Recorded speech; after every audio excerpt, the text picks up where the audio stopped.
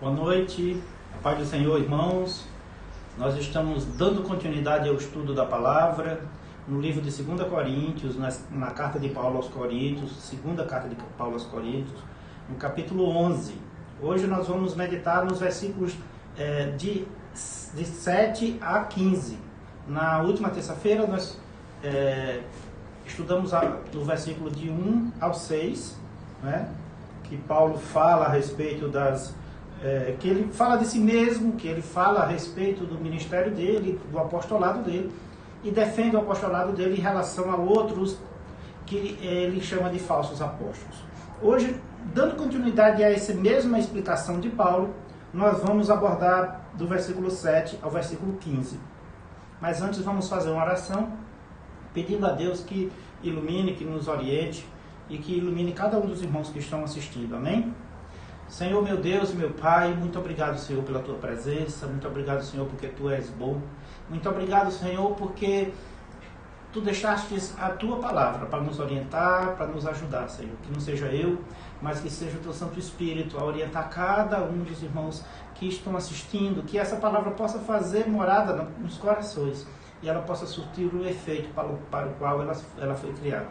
Muito obrigado, Senhor, em nome de Jesus. Amém. E aqui, irmãos, eu vou ler aqui do versículo 7 ao versículo 15, para a gente poder meditar nessa palavra. O versículo 7 diz assim: cometi eu, porventura, algum pecado, pelo fato de viver humildemente, para que fosseis vós exaltados, visto que gratuitamente vos anunciei o Evangelho de Deus, despojei outras igrejas, recebendo salário, para vos poder servir. E, estando entre vós, ao passar privações, não me fiz pesado a ninguém, pois os meus irmãos, quando vieram da Macedônia, supriram o que me faltava. E em tudo me guardei, e me guardarei de vos ser pesado. A verdade de Cristo está em mim. Por isso, não me será tirada esta glória nas regiões da Acaia. Por que razão? Porque não vos amo? Sabe o Deus. Mas o que faço e farei é para cortar ocasião aqueles que buscam com o intuito de serem considerados iguais a nós, naquilo em que se gloriam. Porque os tais são falsos apóstolos, obreiros fraudulentos, transformando-se em apóstolos de Cristo. E não é de admirar, porque o próprio Satanás se transforma em anjo de luz. Não é muito, pois que os seus próprios ministros se transformem em ministros de justiça, e o fim deles será conforme as suas obras. Então, aqui o apóstolo Paulo ele fala exatamente dessa situação desses falsos apóstolos. E fala dele mesmo. Ele fala a respeito de que ele não estava ali para ganhar dinheiro. Em outras palavras, ele está dizendo isso, que ele não estava sendo pesado a ninguém. Né? Aqui no versículo 1, nós vamos repetir o versículo 1, não, o 7, os dois primeiros que nós lemos hoje, o 7 e o 8, que ele diz assim, o versículo 7 e 8, ele diz: cometi eu, porventura, algum pecado, pelo fato de viver humildemente, para que fosseis vós exaltados, visto que gratuitamente vos anunciei o Evangelho de Deus? Despojei outras igrejas, recebendo salário para vos poder servir. Então, ele traz aqui que ele deixou outras igrejas para servir aos coríntios. Eu despojei no sentido de que eu declinei de outras igrejas para servir. E ele começa dizendo assim: vocês consideram que eu cometi algum pecado com relação a isso, para que fosse vós exaltados, visto que eu gratuitamente anunciei o Evangelho de Deus? Por que vocês imaginam, em que situação vocês imaginam que eu cometi pecado? Ele está aqui, irmãos, dizendo que, primeiro, eu não cometi pecado. Eu, inclusive, deixei outras igrejas para servir a vocês gratuitamente. Não é? E ele diz assim, que ele trabalhou para a igreja de Coríntios gratuitamente. Ele recebeu proposta de salários de outras igrejas e não quis para servir a Coríntios. E aqui, irmãos, essa questão, primeiro, é bom observar a realidade histórica ali. Paulo, ele não vivia só para a obra. E ninguém aqui está falando a respeito de que é certo ou errado viver só pela obra. A palavra diz que é certo, que não teria problemas isso. Mas ele está dizendo que ele não vivia só pela obra. Lá no livro de Atos, no capítulo 18, no versículo 3, nós temos a prova de que Paulo não vivia só pela obra, ele tinha a própria fonte de renda. Pode ser que nesse momento ele não estava podendo exercer a fonte de renda dele plenamente por conta das perseguições, mas ele tinha profissão. Diz ali em Atos 18, 3: E posto que eram do mesmo ofício, passou a morar com eles, ali trabalhava, pois a profissão deles era de fazer tendas. Então, Paulo era um construtor de tendas, era uma espécie de construtor. Veja, a tenda naquele período era uma realidade, muito mais do que é hoje. Tinha muitos povos nômades naquela região, e esses povos andavam armando tendas nos desertos, não tinha local de moradia certo. E Paulo fazia tenda, ele era o construtor de tendas. Esse era o trabalho dele, essa era a profissão dele, e ele tinha fonte de renda. Ele está falando sobre isso. Mas ele falou também a respeito de viver da obra. E ele falou disso em 1 Tessalonicenses. No livro de 1 Tessalonicenses, no capítulo 2, no versículo 9, isso é dito e explicado na Bíblia, antes que alguém diga, então não é lícito viver para a obra? Não, vamos ver aqui o que é que diz 1 Tessalonicenses, no capítulo 2, no versículo 9. Diz assim: Porque vos recordais, irmãos, que o nosso labor e fadiga, e de como, noite e dia, labutando para não vivermos à custa de nenhum de vós, nós proclamamos o Evangelho de Deus. Ele fala assim, não vivemos à custa de vocês, mas vivemos trabalhando pelo Evangelho. Não é, irmãos, o que quer dizer isso? Não é errado, mesmo porque os dízimos e ofertas é para a obra, mas ele está aqui o tempo todo se defendendo, dizendo que ele não é pesado a ninguém. E lá em 1 Coríntios, no capítulo 9, a partir do versículo 12, fica bem claro a defesa que Paulo faz a respeito do direito que aqueles que exercem o ministério possam receber salários desse exercício de ministério. Veja, quando ele está discutindo isso aqui em 2 Coríntios, o tema não é esse. Nós estamos trazendo esse tema para explicar que, mesmo ele tendo a certeza que ele poderia viver do ministério, ele não estava fazendo isso como os coríntios. E por que os coríntios estavam pressionando tanto ele, estavam questionando tanto ele? É essa a pergunta. Mas em 1 Coríntios, no capítulo 9, no versículo 12, diz assim: Se outros participam desse direito sobre vós, não temos nós maior medida? Entretanto, não usando desse direito, antes suportamos tudo, para não criarmos qualquer obstáculo ao Evangelho de Cristo.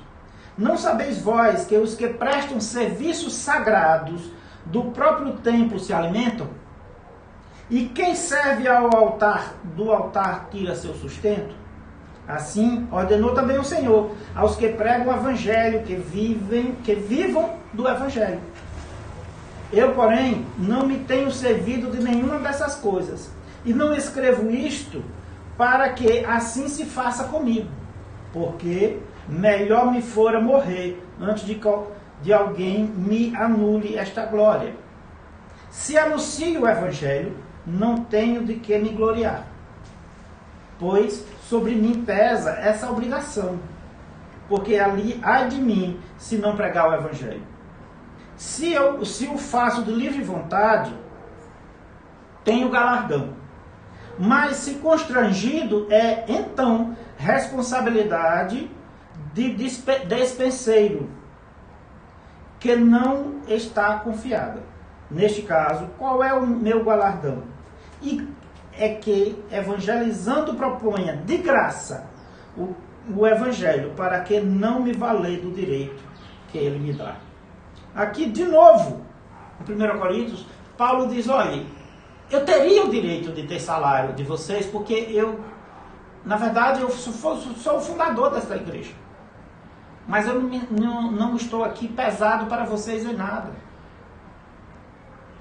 Eu defendo, e ele fala teologicamente, ele fala do ponto de vista espiritual, não há erro. Pelo contrário, ele diz, aqueles que vivem das coisas sagradas, que se sustentem dela. Então, ele está defendendo a hipótese de que os irmãos que dirigem, que proclamam o Evangelho, possam receber seu sustento disso. Mas ele, ao mesmo tempo que ele diz isso, ele diz, no meu caso, eu não fui pesado para vocês, eu não pedi isso. Né?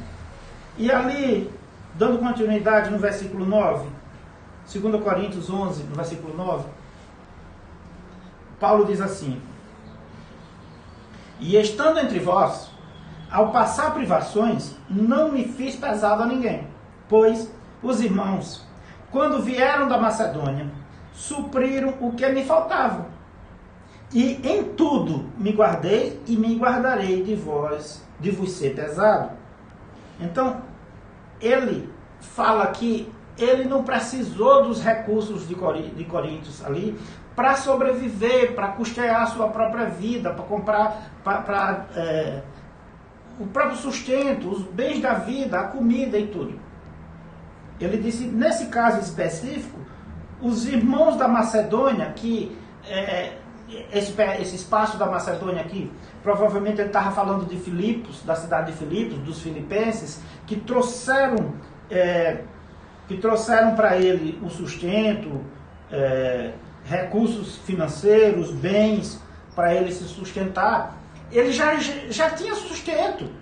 Ele não entendia por que aquelas pessoas estavam rejeitando ele dessa forma. E a prova disso aqui está no livro de Filipenses. Lá em Filipenses, no capítulo 4, no versículo 14. A partir do versículo 14, Paulo reforça essa questão, ele traz a explicação desse, que ele diz aqui em 2 Coríntios, ele conta, só que em Filipenses tem exatamente a explicação disso, que é contado o evento de que os filipenses trouxeram para ele da Macedônia o sustento. Diz assim no versículo 14, todavia fizestes bem, associando-vos na minha tribulação, e sabei também vós, ó filipenses, que no início do Evangelho, quando parti da Macedônia, nenhuma igreja se associou comigo no tocante a dar e receber, senão unicamente vós outros. Porque até para Tessalônica, mandastes não somente uma vez, mas duas, o bastante para as minhas necessidades. Não que eu procure o donativo, mas o que realmente me interessa é que o fruto aumente no vosso crédito.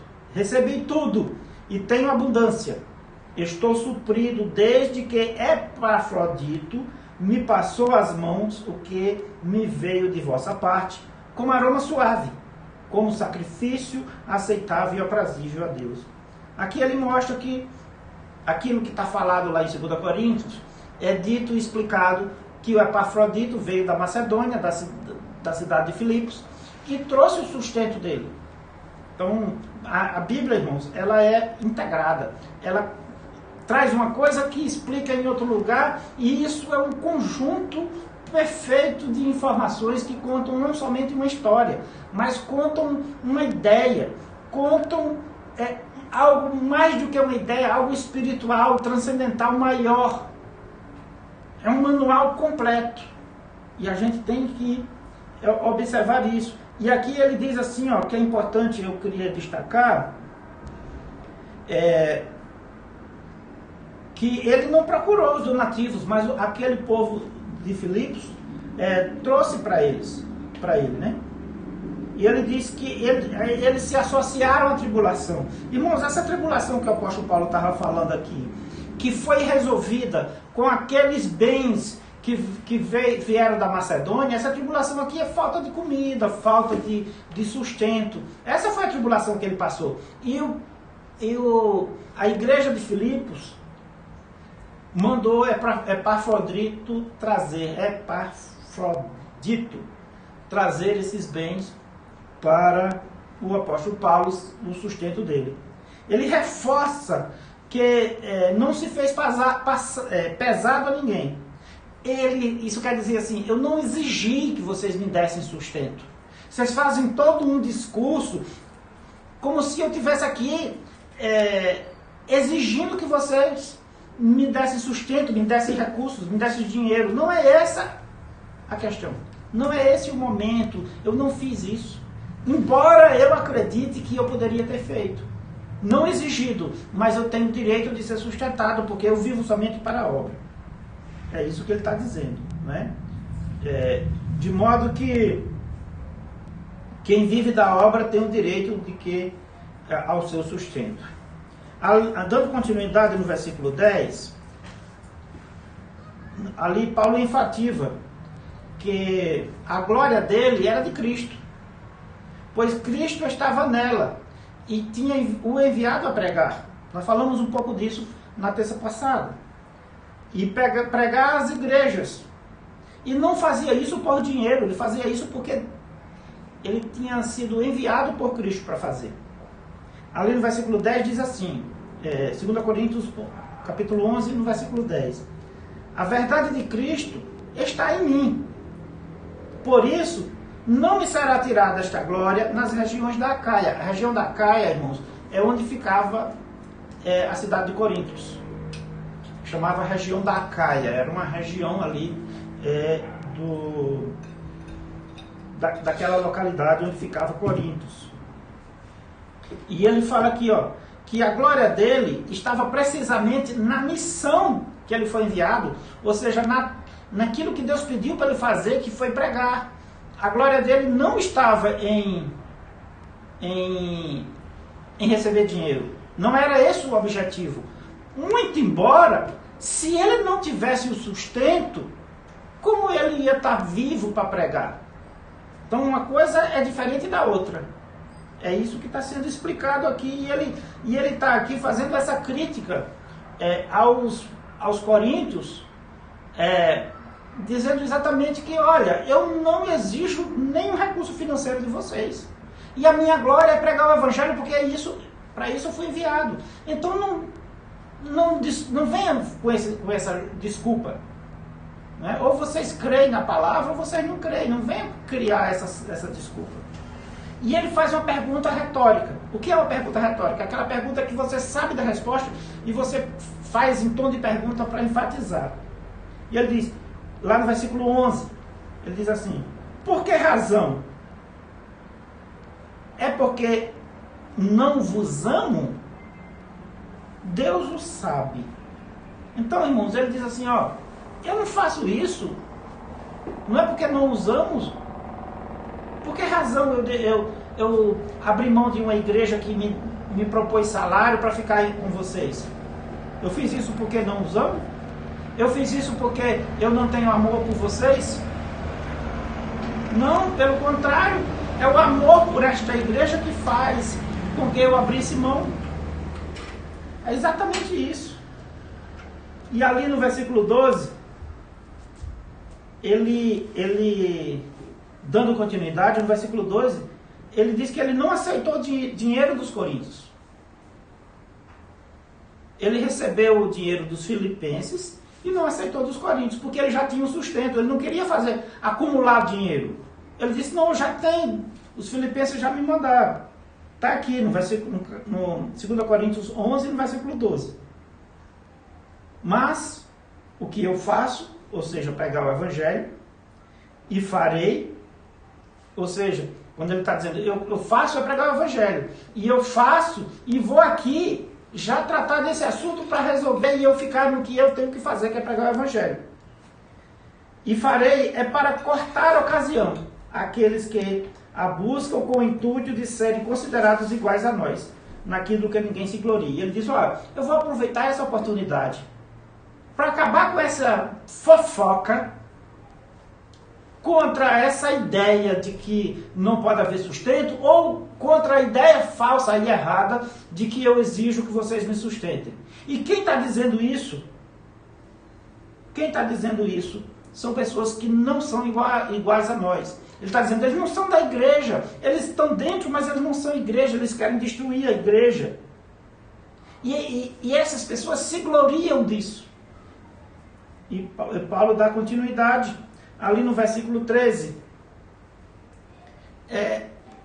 aprofundando essa questão de que aqueles que se declaravam apóstolos de Cristo, sem ser, trazendo cisânia, trazendo destruição, trazendo confusão dentro da igreja. E diz assim, porque os tais são falsos apóstolos, obreiros fraudulentos, transformando-se em apóstolos de Cristo.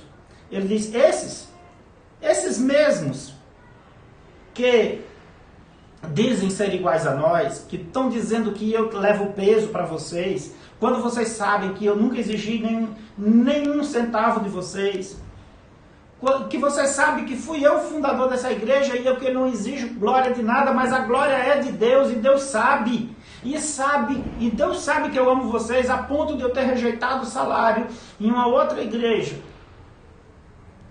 para ficar cuidando de vocês em certo período.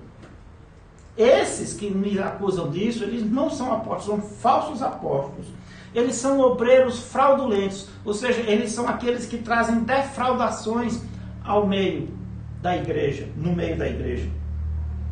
E se transformam, se travestem. E se transformam aqui, não é que ele vira um apóstolo, não, eles se travestem. Ele veste a roupa do outro. Essa palavra transforma aqui tem esse sentido de travestir, de mascarar-se de apóstolo de Cristo, sem ser. Como se fosse transfigurar. No grego, uma tradução mais correta seria transfigurar-se em apóstolo. Ele não é apóstolo, mas veste uma roupa e uma máscara de apóstolo de Cristo sem ser. E ali, irmãos, no versículo 14 e 15, já indo para o final do texto, diz assim: e não é de admirar, porque o próprio Satanás se transformou em anjo de luz. Não é muito, pois, que os seus próprios ministros se transformem em ministros de justiça, e o fim deles será conforme as suas obras. Ele diz assim, Satanás se transforma em anjo de luz para enganar. Então não venha com essa questão de só porque ele tem pose de apóstolo, tem cara de apóstolo, tem máscara de apóstolo, não quer dizer que ele seja apóstolo. Vocês têm que observar a essência das pessoas, a essência do que eles estão falando, do que eles estão pregando. Porque o próprio Satanás ele se transforma em anjo de luz para enganar as pessoas. Então o fato de ele parecer um apóstolo não quer dizer nada. Quer dizer o fruto daquela pessoa. E isso vale para os dias de hoje. A pessoa que parece pura, que parece muito espiritual, às vezes não é. Eu não estou criticando ninguém aqui, eu só estou dizendo o contexto que Paulo traz nesse texto. E assim, não é de se admirar que os próprios ministros se transformem em ministros de justiça sem ser. Mas Deus julgará as suas obras. Porque ele finaliza o texto dizendo assim. Deus julgará as suas obras. A estratégia do diabo, irmãos, é enganação. A estratégia do diabo é enganação. É o engano. É enganar as pessoas. E nessa medida, nós não devemos confiar. Nós não devemos ir pela aparência. Nós devemos buscar a essência. A essência. E como é que nós encontramos a essência? Onde nós encontramos a essência? Na palavra. Se é a palavra, então está valendo. Mas se a pessoa faz toda uma pose, fala crentez, diz a paz do Senhor, mas na essência não é? Não é. É simples assim, irmãos. Agora, se nós não olharmos para a palavra, não estudarmos a palavra, não conhecermos a palavra, jamais nós vamos poder dizer de que isso é certo ou errado, porque nós não sabemos o certo. Aí nós podemos cair no erro de ir no erro dos outros, cair na armadilha de ir em algum erro dos outros. Essa é a essência, é esse o princípio que está por trás desse texto do apóstolo Paulo para a igreja de hoje. Nós não estamos falando de pessoas específicas para os dias de hoje, mas nós estamos dizendo que a essência é a palavra. É o que se prega, como se vive, como se faz. Não é a pose, não é a roupa, não são as vestes, não é uma postura crentez, um palavreado crentez. É o amor ao próximo, são atitudes cristãs que diz quem é um cristão. A palavra diz que é pelas obras que se conhece, pelos frutos que se conhece a árvore, como é pelas obras que se conhece o obreiro. O obreiro faz obras, e se a obra dele é ruim, ele é um obreiro ruim. É simples assim. Amém? Então, irmãos, ficamos por aqui no dia de hoje.